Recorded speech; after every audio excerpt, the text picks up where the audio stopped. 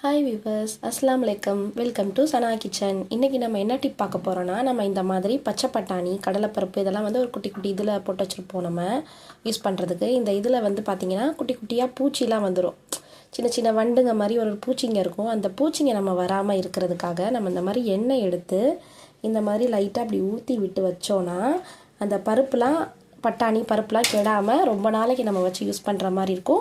அந்த குட்டி குட்டி பூச்சி அந்த வண்டுங்க அதெல்லாம் வராமல் இருக்கும். ஃப்ரெண்ட்ஸ், இந்த டிப் உங்களுக்கு பிடிச்சிருந்துச்சுன்னா ட்ரை பண்ணி பாருங்கள். 100% யூஸ்ஃபுல்லான டிப்பாக இருக்குது.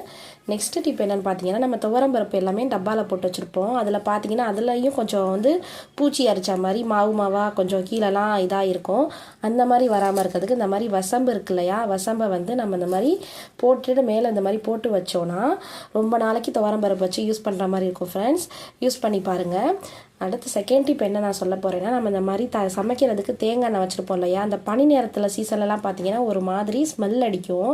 கொஞ்சம் பழசான எண்ணெய் மாதிரி வாடை அடிக்கும். அந்த மாதிரி வாடை அடிக்காமல் இருக்கிறதுக்கு நம்ம இதில் ஒரு 4 மிளகு, கல்லுப்பு இல்லையா வாழை இலை இருக்கு இல்லையா, வாழை இலையை குட்டி குட்டியாக கட் பண்ணி இதில் தேங்காய் எண்ணெயில் நம்ம போட்டு வச்சோன்னா நல்லா சமைக்க வாசனையாகவும் இருக்கும், நல்லாவும் இருக்கும். ஃப்ரெண்ட்ஸ், இந்த டிப் உங்களுக்கு பிடிச்சிருந்துச்சின்னா லைக் பண்ணுங்கள், ஷேர் பண்ணுங்கள், கமெண்ட் பண்ணுங்கள், மறக்காமல் சப்ஸ்கிரைப் பண்ணுங்கள். Friends, okay, thank you. அஸ்ஸலாமு அலைக்கும்.